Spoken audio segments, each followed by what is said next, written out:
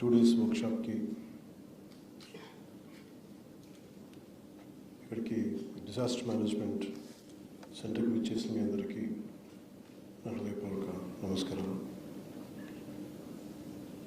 దీన్ని అడ్రస్ చేయడానికి ఆశయమైన principal secretary environment forest science and technology department Shri Kantilal Dande గారికి, advisor forest department Shri Mallikarjunarao గారికి, PCCF శ్రీ చలపతిరావు గారికి, అడిషనల్ PCCF శ్రీ రాహుల్ పాండే గారికి, అడిషనల్ PCCF శ్రీమతి శాంతప్రియ పాండే గారికి, కృష్ణా జిల్లా కలెక్టర్ శ్రీ DK బాలాజీ గారికి, SP కృష్ణ శ్రీ విద్యాసాగర్ గారికి, ఇక్కడికి విచ్చేసిన సీనియర్ అఫీషియల్స్ అందరికీ, కన్జర్వేటివ్ ఫారెస్ట్కి, డిస్ట్రిక్ట్ ఫారెస్ట్ అఫీషియల్స్కి మీ అందరికీ హృదయపూర్వక నమస్కారాలు తెలియజేసుకుంటూ స్వాగతం చెప్తున్నాను రాష్ట్ర ప్రభుత్వం తరఫు నుంచి.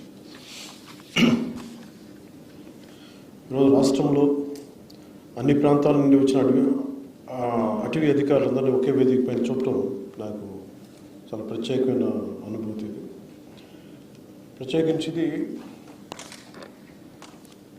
గవర్నమెంట్ ఫామ్ అయిన వెంటనే నేను చాలా ఇష్టపడి ఆప్ట్ చేసిన డిపార్ట్మెంట్. ఒకటి పర్యావరణ పరిరక్షణ, అటవీ సంరక్షణ. దీన్ని చాలా ఇష్టంతో తీసుకున్నాను, ఎంపిక చేసుకున్నాను. ముందుగా ఒక 10 to 11 పాయింట్ ఎజెండాలో సిద్ధం చేసుకున్నాం మీకు తెలియజేయడానికి. దాంట్లో ముందుగా ఒక వ్యవస్థ నడవాలన్నా, ఒక సంస్థ ముందుకెళ్ళాలన్నా దాంట్లో నడిపే వ్యక్తులు సమూహం వారు చాలా చాలా ముఖ్యం, హ్యూమన్ రిసోర్సెస్. అందుకని నాకు ముఖ్యంగా రివ్యూ మీటింగ్స్ కొంత వచ్చినప్పుడు నాకు ఒకటే తెలిసింది, ముందు భద్రత సిబ్బంది కొరత ఉంది. ఫస్ట్ నాకు అనిపించింది సిబ్బంది కొరత ఉంది. సో ఇక్కడున్న అటవీ శాఖ అధికారులు DFOలు అందరికీ కూడా మీకు వర్క్ లోడ్ చాలా ఎక్కువ ఉంటుంది మీకు. సో ఇది మీకు వారసత్వంగా వచ్చిన issues, it could be financial issues కావచ్చు రాష్ట్రానికి. కానీ ముందస్తుగా నేను పదే నేను క్యాబినెట్ మీటింగ్లో చర్చిస్తూ ఉన్నాను, ముందు సిబ్బంది కొరతను ఎంతైనా అడ్రస్ చేయాలి అనేది. అలాగే మనం డ్యూటీలో ఉన్నప్పుడు సిబ్బందికి ఎలాంటి ఇబ్బందులు ఉన్నాయి. ఉదాహరణకి ఇందాక చెప్పినట్టు అధికారులు చెప్పినట్టుగా మన శ్రీశైలంలో వారి మీద దాడి కానీ, ముందుగా అధికారులకు కానీ సిబ్బందికి కానీ చేసే విధి నిర్వహణలో భయం లేకుండా నిర్వర్తించగలిగితే, మాకు విధి నిర్వహణలో మమ్మల్ని ఏదన్నా ఆటంకాలు ఎదురొచ్చినా కానీ మేము నిలబడాలి అంటే ఖచ్చితంగా అది మనందరం ఒక సమిష్టి కృషి చేయాలి. దానికి ఒక బాధ్యత గల మంత్రి పొజిషన్లో ఉన్న నేను, నా main concern, primary concern first అటవీని సంరక్షించాలి అంటే ముందు అధికారుల భద్రత చాలా చాలా కీలకం. సో దాని మీద ప్రత్యేకించి నేను చాలా స్పష్టత ఉంది. ఎనీ పొలిటికల్ ఇష్యూస్ వచ్చినా కానీ, పొలిటికల్ ఒత్తిళ్ళు వచ్చినా కానీ చాలా చాలా స్పష్టంగా, ఇంక్లూడింగ్ కూటమి పార్టీల్లో ఉండే వ్యక్తులు కానీ, ఎమ్మెల్యేలు కావచ్చు, మిగతా ఏ స్థాయి వ్యక్తులైనా కావచ్చు, వెరీ క్లియర్ కట్ ఇండికేషన్ ఇవ్వడం జరిగింది. ఎట్టి పరిస్థితుల్లో కూడా మీరు లైన్ దాటకుండా డ్యూటీ చేసే అధికారులని మీరు ఎట్లా ఇబ్బంది పెడితే మటుకు కాన్సిక్వెన్సెస్ చాలా 100% అప్లై అవుతాయి. దయచేసి ప్లీజ్ చూడండి. దాంట్లో భాగం మీరు చేసుకుంటూ వచ్చాం. అలాగే ఫ్రంట్ లైన్ అటవీ సిబ్బంది చాలా కష్టమైన పరిస్థితులు పనిచేస్తూ ఉంటారు. వారి భద్రతా సంక్షేమం కోసం ఈ ప్రభుత్వం ఎల్లప్పుడూ కట్టుబడి ఉంటుంది. మొన్న మధ్యన అమరవీరుల దినోత్సవం గుంటూరుకి వెళ్ళినప్పుడు నాకు తెలియజేశారు, అటవీ సిబ్బంది సంక్షేమ నిధిని అవసరం ఉంది, ఏర్పాటు చేయాలంటే దానికి 5 కోట్ల నిధిని గౌరవ ముఖ్యమంత్రి నారా చంద్రబాబు నాయుడు గారి నాయకత్వం అటవీ సిబ్బందికి 5 కోట్ల రూపాయలు నిధిని ఏర్పాటు చేశారు. సో మిగతా మెయిన్ పాయింట్స్కి వెళ్ళబోయే ముందు just I would like to conclude this point.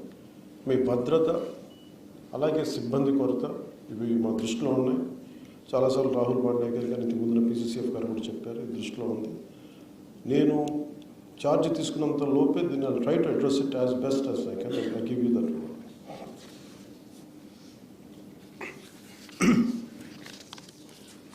మనకి ఈ అటవీ సంరక్షణకు సంబంధించినంత వరకు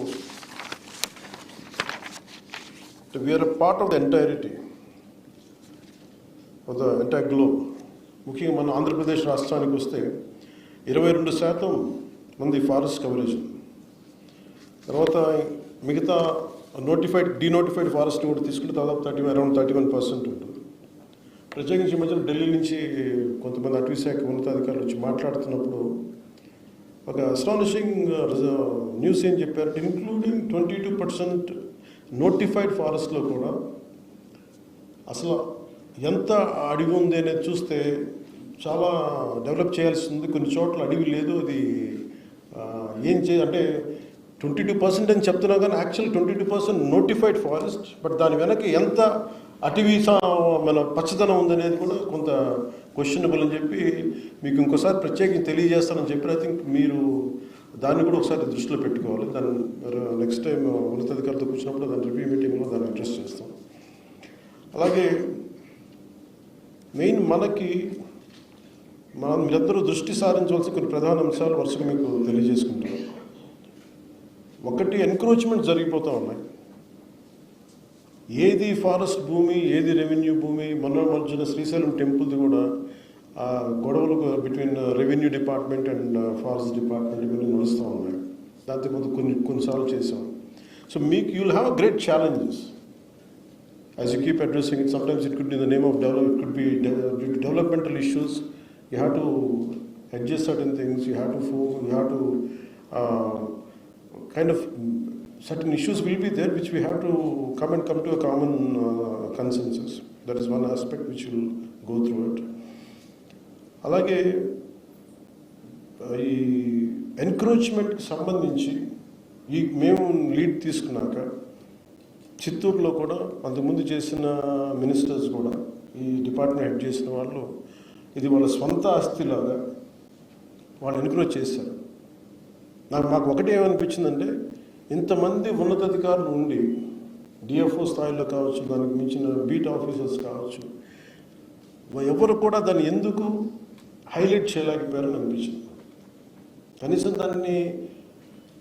దీన్ని ఇంత బలంగా తీసుకురాలేకపోయారు, పబ్లిక్లోకి ఎందుకు తీసుకురాలేకపోయారు అనిపించింది. అందువల్ల ఏంటంటే మనందరి ప్రథమ బాధ్యత టు ప్రొటెక్ట్ ద ఫారెస్ట్.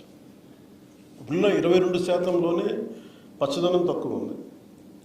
దాన్ని ఒకటి డెవలప్ చేయడం. 2, డీనోటిఫైడ్ ఫారెస్ట్లో మనం కూర్చోబెట్టి ఇంకో 31% పెరిగింది. మన టార్గెట్